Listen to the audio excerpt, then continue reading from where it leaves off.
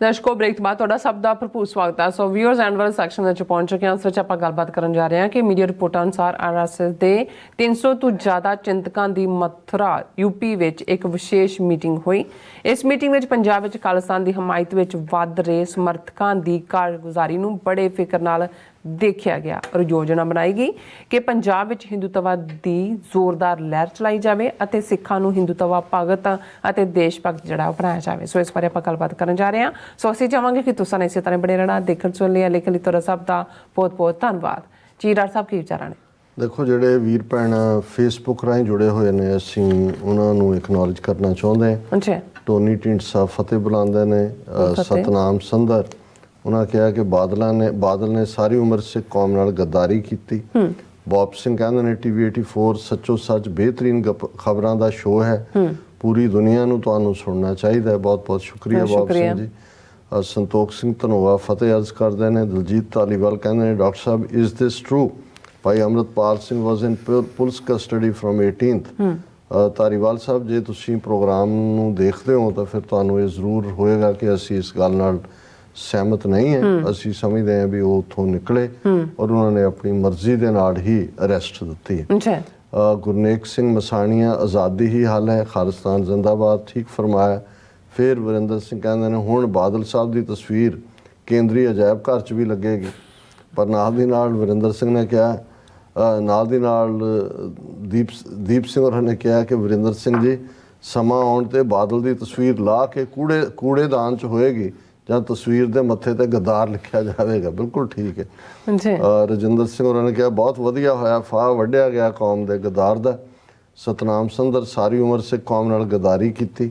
ਔਰ ਫਿਰ ਜਿਹੜਾ ਕੋਈ ਦੀਪ ਸਿੰਘ ਪੜ੍ਹ ਲਿਖ ਲਵੋ ਮੂਤ ਪੀਣਿਓ, ਉਹਨਾਂ ਨੇ ਬੌਬ ਸਿੰਘ ਹੋਰਾਂ ਦਾ, ਗੁਰਨੇਕ ਸਿੰਘ ਮਸਾਣੀਆ, ਇਹੋ ਜਿਹੇ ਹਜ਼ਾਰਾਂ bastard Badal Indian deep state RSS BJP ਨੇ ਪੰਜਾਬ ਵਿੱਚ ਪਾਲੇ ਹੋਏ ਨੇ। ਹਾਂ, ਇਹਦੇ ਤੋਂ ਹੀ ਤਾਂ ਫਿਰ ਉਹ ਪਿਆਰਾ ਸਿੰਘ ਨਿਰਛਲ ਦਾ ਉਹ ਇੱਕ ਕਪਲੇਟ ਹੈ ਕਿ ਕੌਮ ਵਿੱਚ ਕਈ ਨੇ ਹਜ਼ਾਰ ਡੋਗਰੇ, ਹਰ ਵੱਡੇ ਡੋਗਰੇ ਦਾ ਨਿੱਕਾ ਡੋਗਰਾ, ਹਰ ਨਿੱਕੇ ਡੋਗਰੇ ਦੇ ਕਈ ਹਜ਼ਾਰ ਡੋਗਰੇ। ਸੋ ਜਿਹੜੇ ਕਈ ਹਜ਼ਾਰ ਪਾਲਣ ਵਾਲੀ ਗੱਲ ਹੈ। ਫਿਰ ਸੋਹਣ ਸਿੰਘ ਮਾਲ ਜਿਹੜੇ ਸਾਡੇ ਰੈਗੂਲਰ ਵਿਊਅਰ ਨੇ, ਉਹਨਾਂ ਨੇ ਫਤਿਹ ਅਰਜ਼ ਕੀਤੀ ਹੈ।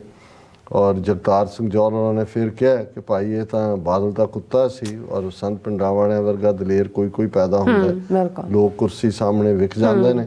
ਰਾਜਵਿੰਦਰ ਸਿੰਘ ਉਹਨਾਂ ਨੇ ਫਤਿਹ ਬੁਲਾਈ ਹੈ। ਗੁਰਜੀਤ ਸਿੰਘ ਉਹਨਾਂ ਨੇ ਕਿਹਾ ਕਿ ਗੱਦਾਰੇ ਕੌਮ ਅੱਜ ਸਰੀਰ ਕਰਕੇ ਵੀ ਮਰ ਗਿਆ। ਹਾਂ, ਜ਼ਮੀਰ ਵਜੋਂ ਤੋਂ ਪਹਿਲਾਂ ਹੀ ਮਰਿਆ ਹੋਇਆ ਸੀ, ਜਿਹਨੂੰ ਪਿੰਡਾਣਿਆਂ ਨੇ ਕਿਹਾ ਸੀ ਕਿ ਜ਼ਮੀਰ ਦਾ ਮਰ ਜਾਣਾ ਹੀ ਮੌਤ ਹੈ। ਦਲਜੀਤ ਸਿੰਘ ਕਹਿੰਦਾ ਬੁੱਝੜ ਬਾਦਲ ਯਾਰ ਸੀ ਸੰਗੀਆਂ ਦਾ, ਸਿੰਘਾਂ ਦੇ ਨਾਲ ਸੀ ਰੱਖਦਾ ਗੈਰ ਸਾਲੀ।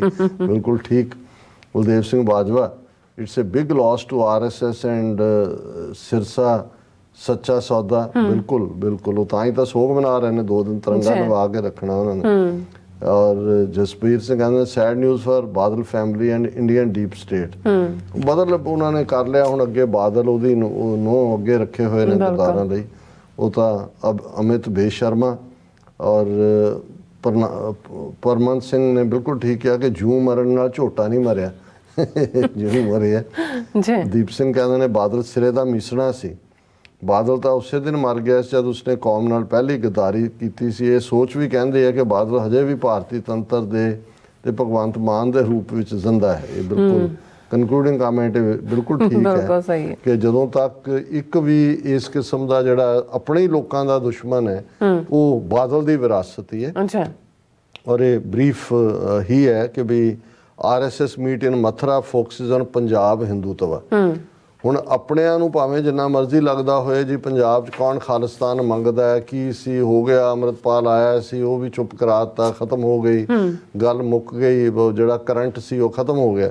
ਹੁਣ ਇਸ ਖਬਰ ਨੂੰ ਜਦੋਂ ਤੁਸੀਂ ਦੇਖਦੇ ਹੋ ਤਾਂ ਫਿਰ ਇਹ ਨਜ਼ਰ ਆਉਂਦਾ ਹੈ ਵੀ ਆਰਐਸਐਸ ਕਿਸ ਕਦਰ ਵਰੀਡ ਹੈ ਪੰਜਾਬ ਨੂੰ ਲੈ ਕੇ। ਔਰ ਇਸ ਖਬਰ ਦੇ ਮੁਤਾਬਕ ਇਹ ਹੈ ਕਿ 300 ਤੋਂ ਜ਼ਿਆਦਾ ਜਿਹੜੇ ਆਰਐਸਐਸ ਦੇ ਵੱਡੇ ਮਥੁਰਾ ਕੇਸ਼ਵ ਧਾਮ ਦੇ ਵਿੱਚ ਉਹਨਾਂ ਦੇ ਬੁੱਧੀਜੀਵੀ ਜਿਹੜੇ ਨੇ ਉਹ ਇਕੱਠੇ ਹੋਏ। ਔਰ ਉਹਨਾਂ ਦਾ ਪਹਿਲੇ ਦਿਨ ਦੀ ਡਿਸਕਸ਼ਨ ਦਾ ਇਹ ਸੀ ਕਿ rising separatist call for Khalistan in Punjab, ਕਿ ਵੀ ਇਹ ਜਿਹੜੀ ਖਾਲਿਸਤਾਨ ਦੀ ਹਮਦਰਦੀ ਵੱਧ ਰਹੀ ਹੈ ਪੰਜਾਬ 'ਚ, ਇਹਦਾ ਕੀ ਕੀਤਾ ਜਾਏ।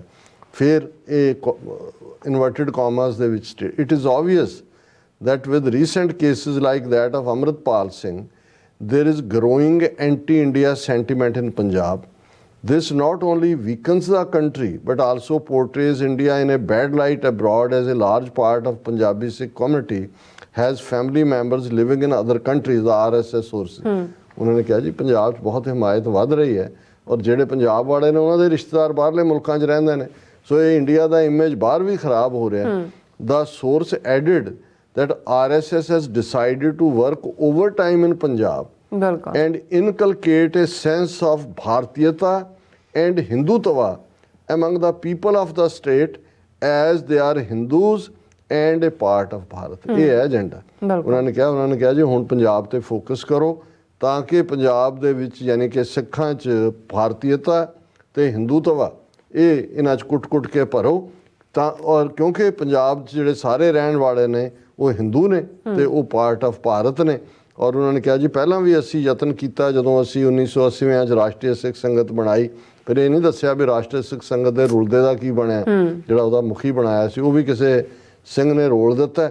ਫਿਰ ਉਹ ਕਹਿਣ ਕਿ organisation has from the beginning maintained that foreign forces are behind anti-India sentiments in Punjab and believe that there is an urgent need to tackle this now. ਕਿ ਵੀ ਜੀ ਬਾਹਰਲੇ ਮੁਲਕ ਜਿਹੜੇ ਨੇ ਉਹ ਉੱਥੇ ਫੈਲਾ ਰਹੇ ਨੇ, ਜ਼ਾਹਰ ਹੈ ਪਾਕਿਸਤਾਨ ਵੱਲ ਇਸ਼ਾਰਾ ਕਰਦੇ ਨੇ।